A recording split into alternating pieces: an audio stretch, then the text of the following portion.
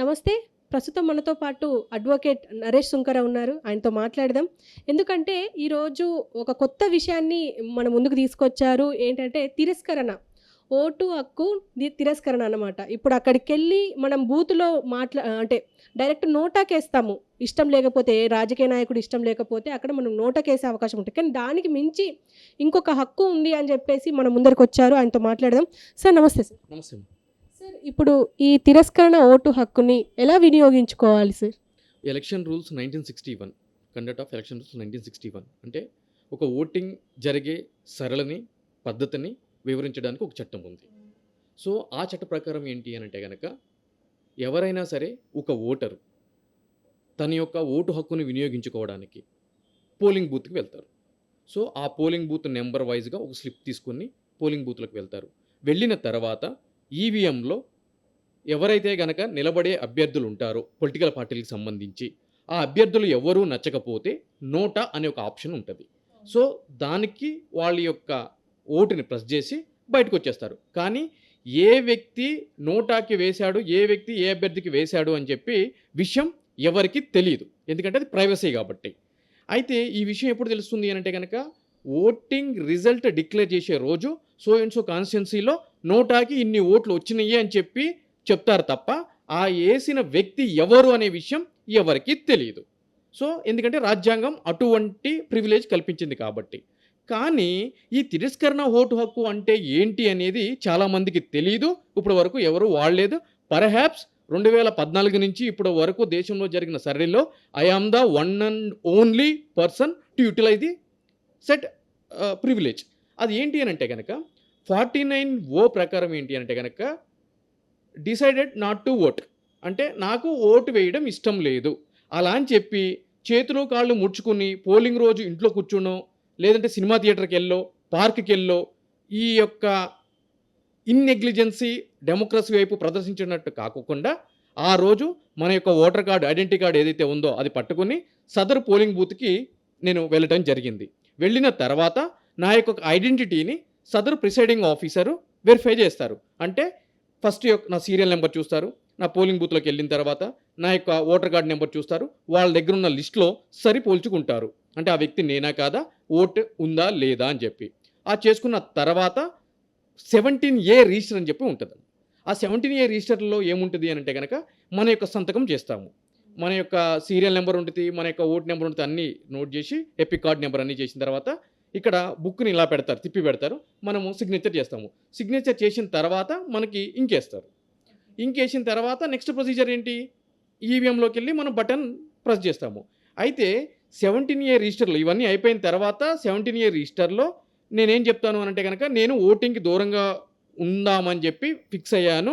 ఎందుకు అనంటే కనుక ఈ యొక్క అభ్యర్థులు ఎవరికి ఓటు వేయడానికి నాకు ఇష్టం లేదు అని చెప్పి నేను డిసైడ్ అయ్యాను. కాబట్టి నేను 49O ప్రకారం ఆ ప్రివిలేజ్ని వాడుకుంటున్నాను అని చెప్తే సదర్ ప్రిసైడింగ్ ఆఫీసర్ 17A రిజిస్టర్లో రిమార్క్స్ అనే ఒక కాలం ఉంటుంది. ఆ కాలంలో ఈయన ఓటింగ్కి దూరంగా ఉందామని చెప్పి అనుకుంటున్నారు, అందుకు అనుకూలంగా 49O అనే ఒక ప్రివిలేజ్ని ఆ యొక్క సెక్షన్ని వాడుకుంటున్నారు అని చెప్పి ఆవిడ రాయడం జరుగుతుంది. సో నేను ఇమ్మీడియట్లీ ఓటు వేయకుండా బయటికి వచ్చేయవచ్చు. నన్ను బలవంతం పెట్టి ఏ యొక్క ఆఫీసర్, ప్రిసైడింగ్ ఆఫీసర్ కానీ అక్కడున్న ఏజెంట్లు కానీ నువ్వు లోపలికి వచ్చావు, నీ ఐడెంటిటీ వెరిఫై చేశాము, నీకు ఇంకు కూడా పెట్టాము, కాబట్టి నువ్వు తప్పనిసరిగా ఓటు వేయాలి అని చెప్పి బలవంతం పెట్టడానికి ఎవరికి ఎటువంటి హక్కు ఉండదు. అటువంటి అద్భుతమైన అవకాశాన్ని చట్టం మనకి కల్పించింది. సో ఆ విధంగా వేసిన తర్వాత నేను బయటకు వచ్చి ఓపెన్గా చెప్పొచ్చు, ప్రెస్కి కానీ ఫ్రెండ్స్కి కానీ ఎవరికైనా కానీ నేను 17A రిజిస్టర్లో రికార్డ్ చేసి 49O ప్రకారము నేను ఓటుని అబ్సెన్షియా గైర్హాజరయ్యాను ఓటింగ్కి అని చెప్పి చెప్పొచ్చు. అంటే ఇప్పుడు జనరల్‌గా మనకు ఓటు అంటేనే చాలా ప్రీషియస్. అది కొంతమంది అమ్ముకుంటున్నారంటారు, కొంతమంది మేము మా హక్కుగా వేస్తున్నామంటారు. చాలా జరుగుతాయి. కానీ చాలామంది భయపెట్టి ఓట్లేపిస్తారు. కొంతమందైతే అసలు అభ్యర్థుల తరపు వాళ్ళే డైరెక్ట్‌గా ఓట్లేసేస్తారు. మీరు ఇంట్లోనే ఉండండి అనేసి. ఈవెన్ మనం ఏపీలో చూసాము. చాలామందిని డైరెక్ట్ రానివ్వకుండా వాళ్ళే వేశారు.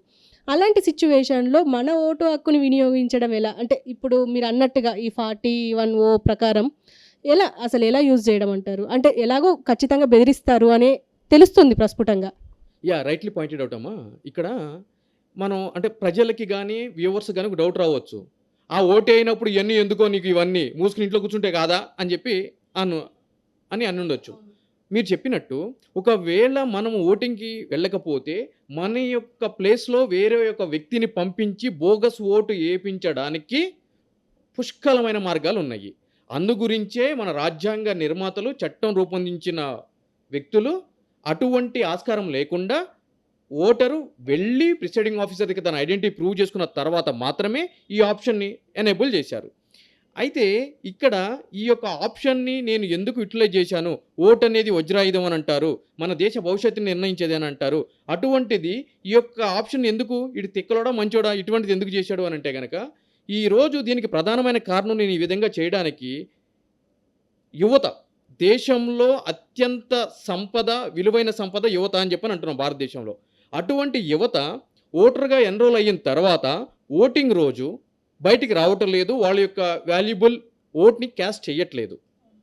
ఆ సెలవు రోజు వీకెండ్స్ పార్టీలకని చెప్పు, ఊర్లకని చెప్పు, థియేటర్లకని చెప్పు, ఈ యొక్క ఫార్మ్ హౌస్‌లకని చెప్పు, వాళ్ళ ఇష్టం. XYZ వాళ్ళ యొక్క ఎంటర్‌టైన్‌మెంట్‌ని వాళ్ళు చూజ్ చేసుకుంటున్నారు.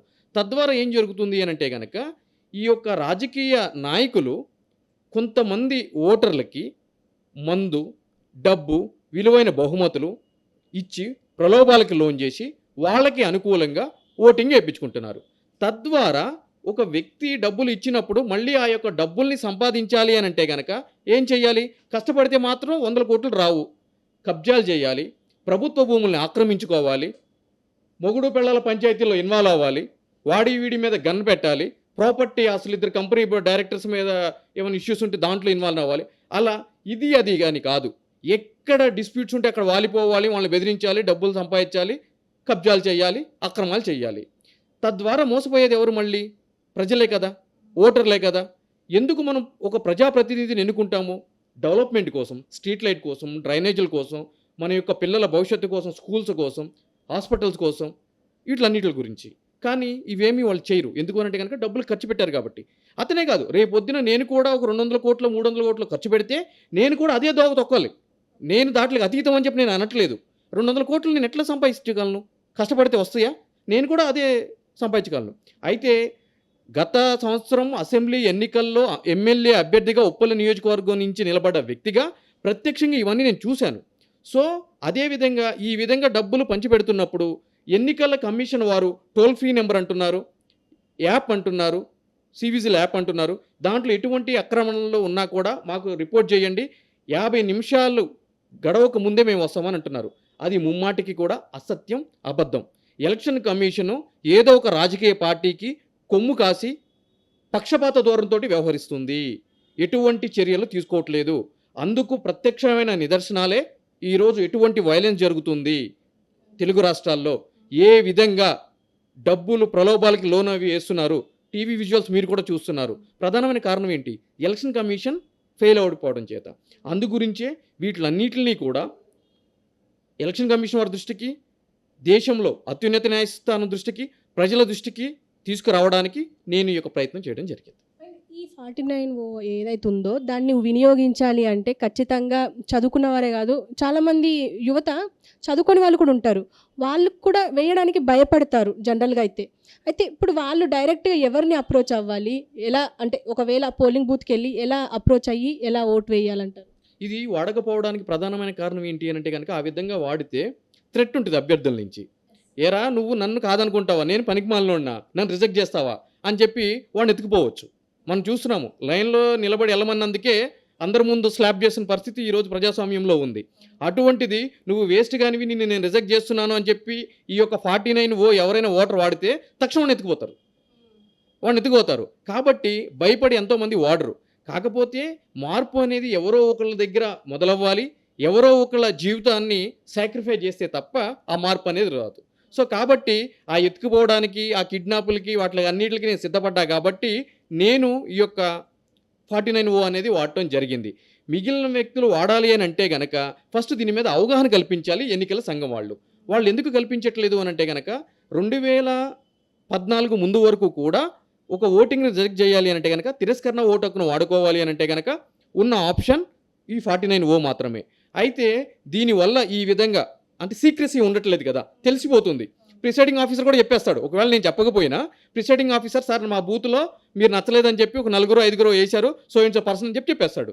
కాబట్టి వాళ్ళకి థ్రెట్ ఉంటుంది. అయితే ఇటు ఈ విధంగా థ్రెట్ ఉంది, సీక్రెసీ లేదు, ప్రైవసీ లేదు అని చెప్పి కొంతమంది సామాజిక కార్యకర్తలు, స్వచ్ఛంద సంస్థలు సుప్రీంకోర్టుకి వెళ్ళి ఒక పబ్లిక్ ఇంట్రెస్ట్ లిటిగేషన్ ఫైల్ చేస్తే సుప్రీంకోర్టు వారు ఎలక్షన్ కమిషన్కి డైరెక్షన్ ఇవ్వడం జరిగింది 2013 సెప్టెంబర్లో. స్టేటింగ్ దట్ మీరు నోటా అనే ఒక ఆప్షన్ పెట్టండి, దానికి ఒక సీక్రెసీ ఉంటుంది.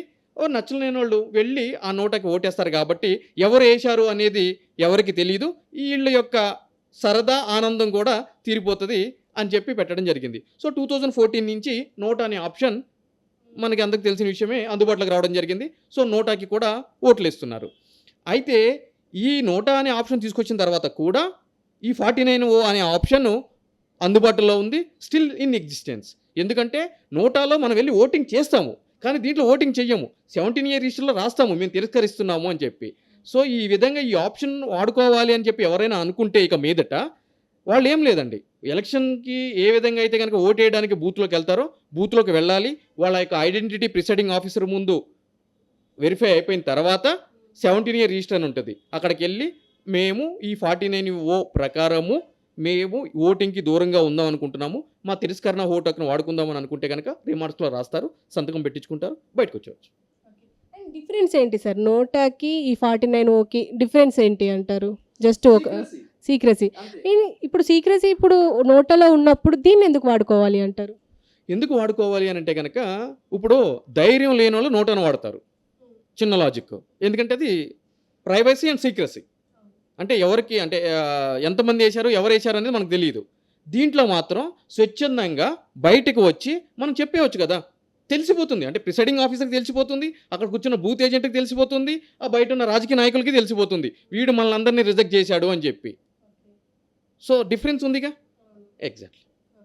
అండ్ దీనివల్ల ఎలాగో థ్రెట్స్ వస్తాయి, అలాంటప్పుడు ఖచ్చితంగా నోటానే యూజ్ చేస్తారు కదా సార్. అంటే ఇప్పుడు మీలాంటి వాళ్ళంటే ఓకే, మీకు లా తెలుసు, ఈవెన్ రాజకీయాల్లో ఉంటారు. ఇప్పుడు సామాన్యులు అయితే కొంచెం కష్టమే కదా సార్. ఇప్పుడు 49O అంటే దాన్ని వాడుకోవాలి అని అంటే అసలు ఎందుకు అంటారు, మీరు ఎందుకు వాడాలి అంటారు? ఎందుకు అంటే ఇప్పుడు తెనాల్లో ఓటింగ్ జరుగుతున్నప్పుడు లైన్లో నుంచిన ఒక ఓటర్ ఎమ్మెల్యేని అంటాడు, మేమందరం లైన్లో నుంచున్నాము, నువ్వెందుకు విఐపి లాగా వెళ్ళిపోతున్నావు, వెయిట్ చేయని చెప్పని అన్నాడు. అంటే మనం అందరినీ ఒకే తాడికి కట్టి పరేయలేము, ఒకే కట్టికి కట్టేయలేము అందరినీ. ఎందుకంటే కొంతమంది ప్రశ్నించే తత్వం కలిగిన ప్రజలు ఉన్నారు సమాజంలో, కానీ అక్కడక్కడక్కడ మనము వెళ్ళి చెక్ చేసుకుంటూ ఉండాలి. సో ర్యాండమ్గా ఇక్కడ ఏం జరుగుతుంది అని అంటే అటువంటి ప్రశ్నించే తత్వం ఉన్న వ్యక్తులు ఇటువంటి ఆప్షన్ని వాడుకుంటే తక్షణం ప్రజలకి తెలిసిపోతుంది. అంటే ఇక్కడ ఇంతమంది అభ్యర్థులు నిలబడినా కూడా ఎవరు సరైన అభ్యర్థి లేరు అని చెప్పి ప్రజలు పోలింగ్ రోజే బయటకు వచ్చి చెప్తారు. అప్పుడు ఏమవుతుంది, పోలింగ్ మీద ఇంపాక్ట్ చూపిస్తుంది. అది అర్థమైంది కదా మీకు. ఇమీడియట్లీ నోటాకేమో ఎవరికి తెలియదు, రిజల్ట్ రోజు తెలుస్తుంది ఎంతమంది చేశారు అని చెప్పి. కానీ ఇది ఇప్పుడు ఫర్ సపోజ్ 7 o'clock ఓటింగ్ జరుగుతుంది, 5:30 7 o'clock వరకు ఎండ్ అవుతుందని చెప్పి అనుకుందామండి. 7 o'clockకి ఫస్ట్ పర్సన్ కింద నేను వెళ్ళి 49O ప్రకారం నా యొక్క ఈ ఆప్షన్ని వాడుకుని బయటకు వచ్చి నేను ఈ అభ్యర్థులందరినీ రిజెక్ట్ చేస్తున్నాను, వీళ్ళెవరు కూడా సరైన అభ్యర్థులు కాదు, వీళ్ళతో ఎటువంటి అభివృద్ధి జరగదు అని చెప్పి నేను చెప్పినప్పుడు ఏం జరుగుతుంది, ఆటోమేటిక్గా అది వేరే వాళ్ళ మీద ఇంపాక్ట్ చూపిస్తుంది. మీరు వెళ్తారు, నేను కూడా చేస్తాను, ఆయన చేశాడుగా 49 నేను కూడా చేస్తా అంటారు, మీరు వచ్చి చెప్తారు. అప్పుడు ఏం జరుగుతుంది, ప్రజాస్వామ్యంలో మార్పు అనేది మొదలవుతుంది. ఎన్నికల సంఘంలో కొన్ని సంస్కరణలు మొదలవుతాయి. ఎటువంటి స్వచ్ఛమైన ఈ యొక్క సంస్కరణలు జరగాలి ప్రజాస్వామ్యంలో అనేది ప్రభుత్వ దృష్టికి పోతుంది. So that is the reason ఈ యొక్క ఆప్షన్ అనేది వాడాలి. Thank you very much sir.